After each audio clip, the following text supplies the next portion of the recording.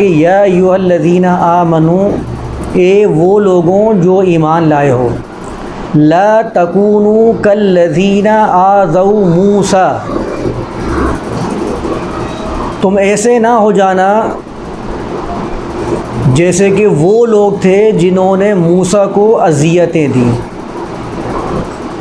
تو ہر موقع پر انہوں نے موسیٰ کو اذیتیں دیں، اللہ تعالیٰ سے وعدے کیے اور اللہ تعالیٰ سے وعدے کرنے کے بعد اپنے وعدوں سے پھر گئے اور مکر گئے۔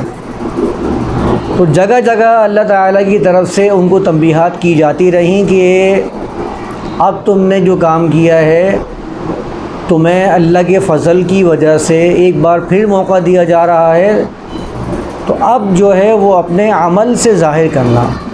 تشکرون کا ورڈ وہاں پر آپ نے دیکھا تھا، تشکرون کا لفظ بھی آیا ہے۔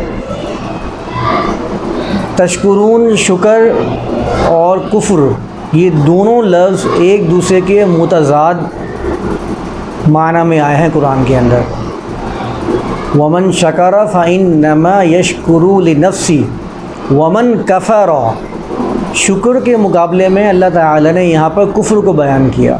یہ قرآن کا ایک اسلوب ہے کہ دو متضاد الفاظ کو لا کر دونوں کے معنی کو متعین کر دیتا ہے۔ اس پر میں نے کئی مرتبہ آپ لوگوں کو کلاس کے اندر بتایا ہے۔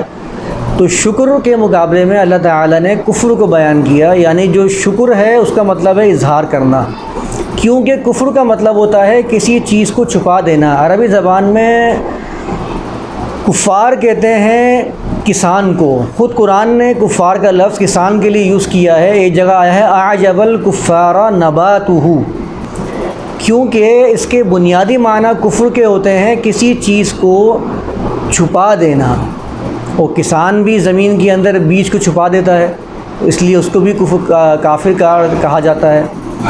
قبر کو بھی کفرہ کہا جاتا ہے، کیونکہ قبر بھی جو ہے مردے کو چھپا دیتی ہے۔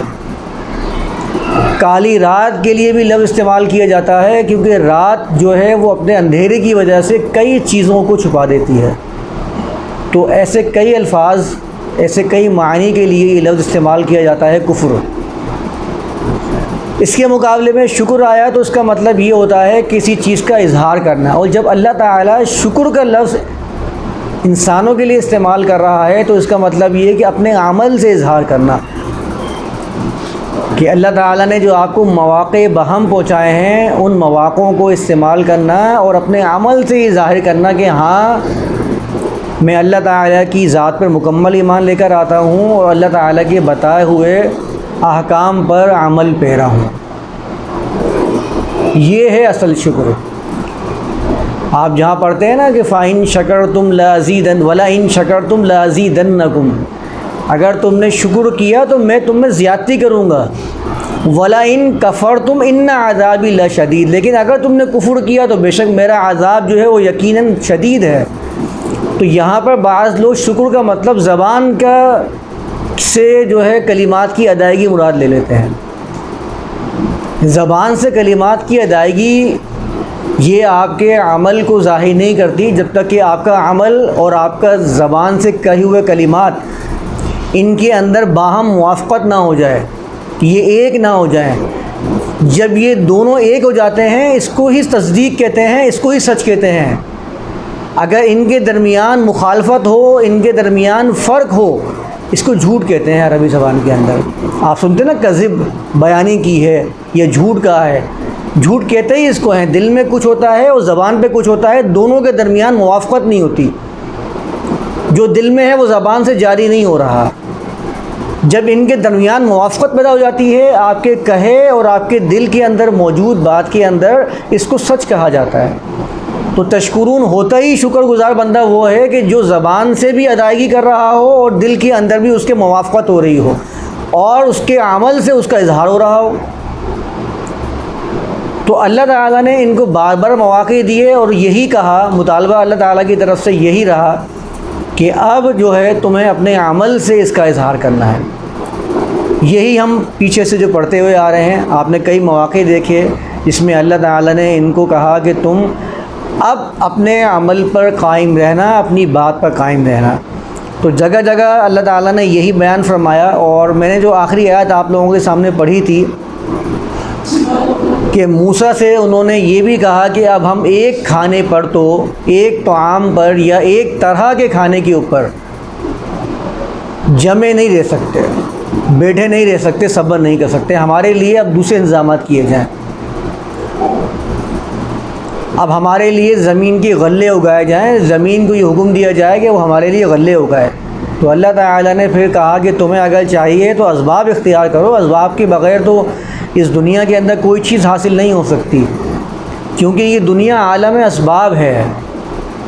اس دنیا کے اندر اللہ تعالیٰ نے ہر چیز کا ایک سبب رکھا ہے، جس کو اختیار کیا جائے گا تو آپ کو وہ نتیجہ حاصل ہو جائے گا، اور نتیجہ حاصل بھی اس کو ہی ہوگا جو وہ سبب اختیار کرتا ہے۔ ایسا نہیں ہو سکتا کہ سبب میں نے اختیار کیا ہے، نتیجہ آپ حاصل کر لیں۔ میں نے اگر کوئی عمل کیا ہے تو سب سے پہلے اس کا اثر میری ذات کو پہنچتا ہے۔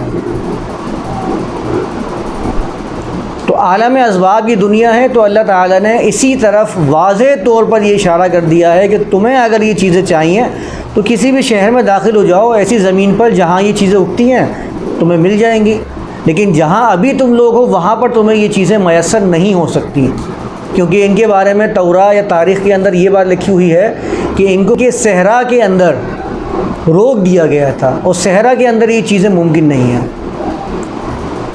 ٹھیک ہے، اسی لیے آپ دیکھیں گے پانی کا مطالبہ کیا، کیونکہ صحرا کے اندر پانی نہیں ہوتا، تو اللہ تعالیٰ نے فرمایا کہ اس پتھر پہ لے جاؤ اپنی جماعت کو، وہاں تمہیں پانی میسر آ جائے گا۔ تو اللہ تعالیٰ کیا کرتا؟ سیاح دین، قرآن میں ہے نا قولا کلا ان معی ربی سیاح دین۔ آپ یہاں الفاظ پہ ذرا غور کریں، قولا کلا، جب موسیٰ سے ان کے ساتھیوں نے کہا تھا نا ہم پکڑے گئے، تو انہوں نے یہ نہیں کہا تھا معنا نہیں کہا تھا، آپ الفاظ پہ غور کیجئے گا، ان معی ربی سیہدین۔ موسیٰ نے کہا میرے ساتھ میرا رب ہے، کیونکہ موسیٰ کا ایمان اس درجہ بلند تھا کہ ان کے اندر کسی قسم کا کوئی شک اور شبہ موجود نہیں تھا۔ یہ کیفیت اس قوم کے ساتھ نہیں تھی جو قوم وہ ساتھ لے کر آئے تھے۔ جبھی انہوں نے یہ کہا تھا ان معی ربی، میرے ساتھ میرا رب ہے، سیہدینی، وہ راستہ دکھائے گا، جو ہم لوگوں نے پچھلی مرتبہ ڈسکس کیا کہ دعا کا کام کیا ہوتا ہے۔ تو میں نے آپ کو بتایا تھا کہ حضرت ایوب کے ساتھ جو معاملہ ہوا تھا، تو انہوں نے اپنے رب کو پکارا تو اللہ تعالیٰ نے راستہ دکھایا۔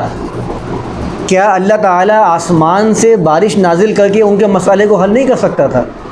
ان اللہ علی کل شیء قدیر، اللہ تعالیٰ ہر چیز پر یقیناً قدرت رکھتا ہے، لیکن کیا اللہ تعالیٰ نے قوانین کے بغیر ہی اس دنیا کو ایسے ہی چھوڑ رکھا ہے؟